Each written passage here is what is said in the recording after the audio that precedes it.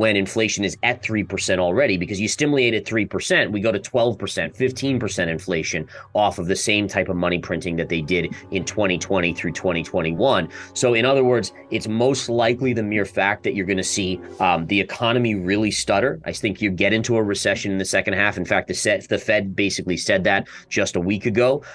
Interestingly enough, the stock market has ignored it. Risk assets have ignored that. But again, the Fed is telling us exactly what they're expecting. And I always look at it like it's going to be worse. If the Fed says something, always think 3 steps worse than what the Fed is telling us. In addition to serving as the president of Verified Investing Education, Gareth Soloway serves as the website's main strategist. According to Gareth, Bitcoin is still only marginally below the important technical level of $35,000. This level serves as both a psychological barrier and a deciding factor in judging whether the bear market's peak has been reached. The rally in Bitcoin may be a bear market rally, according to Gareth, who predicts that the risk asset market will see more drops. He points to recent warnings from the Federal Reserve about a potential recession and the SEC's continued regulation of cryptocurrencies as reasons that could have a negative influence on risk assets in the future. Gareth points out that gold has been doing well lately despite this, and that it can be a good asset for investors to take into account. As he thinks that the market is turning a blind eye to the Fed's warnings, Soloway also raises the prospect of a recession. He claims that because the market would be taken off guard and things could easily go wrong, this would be extremely bad for the sector. Take a look at Soloway's observations in the video now. As always, don't forget to support the channel by clicking the like button, subscribing, and leave your comments below. So as of now, anyways, Bitcoin remains just underneath a major technical level, this 30,500 level. We've hammered on it. We can see, in fact, on the chart right here, lots of resistance. We've tried to push above it. Each time we're failing, at least at this point. Yesterday, we pulled back pretty sharply and then rallied back today as there's kind of a risk-on attitude back in the market. But the bottom line is this 30,500 level, number one, it's an even number. So it's anytime you get above a 30,000 or a 40, there's always going to be a tendency to get kind of the last people in the trade, which weirdly enough is not the best thing, because once you get those last people in, you don't have a lot of new buyers. And so I think that's what's happening here with crypto. We're into this level where if we zoom out, this was the low from the 2021 bull market cycle. And it was also the low right here. And we've basically done a round trip. And I know I have a lot of lines on the chart, but we've done a round trip from that breakdown, which occurred in June of 2022, all the way back to where we are right now. So again, if we look back here, and again, this area here to here, that's where we're hammering on right now. And to me, that's a huge psychological level. And it's also a level where it will pivot me into thinking that the low is in. If we successfully hold above 30,500 for multiple days, I'm really looking for 5 to 7 days, then to me, you probably do have a low on Bitcoin in. As of now, I'm not convinced of it. I still think this is a bear market rally. I still think there's more shoes to drop in the risk asset market. The bear market of 2017, well, 2018, 2019. I mean, we had rallies from 3,500 all the way back to 10,000 and then back to 3,500. So you've had these bounces in Bitcoin that have actually even been bigger than what we're seeing here. We're just up around 100% or just under 100% versus back then it was 200%. So I think we have to keep that in mind. I also think that if you look at what the Fed has said, you have to be very careful here. So we do know that the SEC continues to sue and kind of put down regulation, or the beginning structure of regulation in crypto. And then the Federal Reserve just came out recently and said, hey guys, we expect a slight recession. And if you're anyone like me and you hear slight and the Fed saying slight and they said transitory and we saw what happened, you have to be nervous about risk assets in the future. And that's where I am. I honestly think that stock market's getting ready to have a second half that is going to be atrocious. And my guess is it drags down crypto as well. 10-year chart has this trend line here that we've bounced off of. My guess is we're headed back down there by the second half of this year. That would be around 3% on the 10-year. So I actually think there's further downside on the 10-year. Another ETF that's a great way to follow it is when yields go down, the TLT tends to go up. It's kind of an inverse ETF here. And you have this beautiful sideways channel of bullish consolidation, which eventually tells me that the TLT will move up, which tells me yields go down. The only way yields are going down is if we do get a recession or at least a slowing economy that's significant, which then basically makes the Fed potentially have to start backing off their rate hikes in the second half. Yeah, they said to expect last week. They said to expect a minor recession, or I don't know what the term was, but it was basically like, oh, just a tiny recession. But again, if you're like me, and I said this at the beginning, remember Yeah. they were like, oh yeah, we'll have inflation, but it's transitory. So it's one of those scenarios where, to me, they always try to sugarcoat because they don't want to scare the markets and cause a collapse. But smart investors have to start prepping for a worse recession than what they're saying.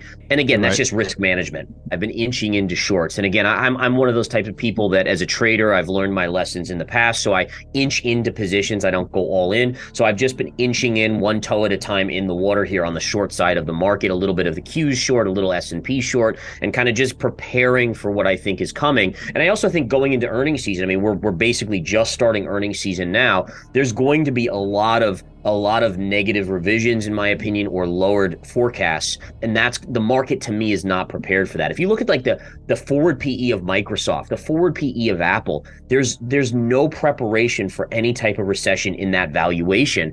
And that will have to reset at some point when the market comes to that realization that the Fed is telling the truth, that there will be a recession. The markets don't care until they care, right? So last week on CNBC, I happened to catch Warren Buffett saying that he has a retailer that he owns, right, and that Berkshire Hathaway owns. Year over year, their sales of this retailer were down 22% year over year. So to me, that was a shocking statement. I mean, that is a massive decline in revenue, and the market again ignored it. Nothing big, nothing to see here, essentially. So those type of things I'm picking up when you have big players that know what they're talking, the David Teppers, the Warren Buffetts, these big name hedge funds that you have respect for because they're accurate. That's what I pick up on out there. This is the psychology of the market chart, right? So basically you have this run up, and to me, this run up that we've seen looked very much like the run that we saw from COVID all the way up to 2021. We then had this sharp decline here. Now look at the price action that we're seeing here in this psychology of the market chart. It's a lot of sideways to slightly up. Now, if I flip back to my S&P chart, okay, let's go back to this chart, and I want to go to my weekly chart. Look at what we've done here, okay? You have the same sort of sharp move up, getting to euphoria, the sharp move down. There's even this little pivot where we had a lower low, and then sideways consolidation. And so again, if you look at this down move and this choppiness, this is exactly the part within the psychology of the market that is going to tell us that this is the next down move to go. And just to reiterate, I want to switch back to that chart. Just remember what we just saw right there. And that's this part. We're right in the midst of this complacency period where people are saying, oh, it's, the bull market was so great. I want to revisit that. It's going to come back. I really hope it comes back. Let's just sit and wait here. And that's what leads us to this next period of downside via psychology of the market chart. So amazing how accurate and how the chart of the S&P 500 here follows this to a T, the complacency chart portion.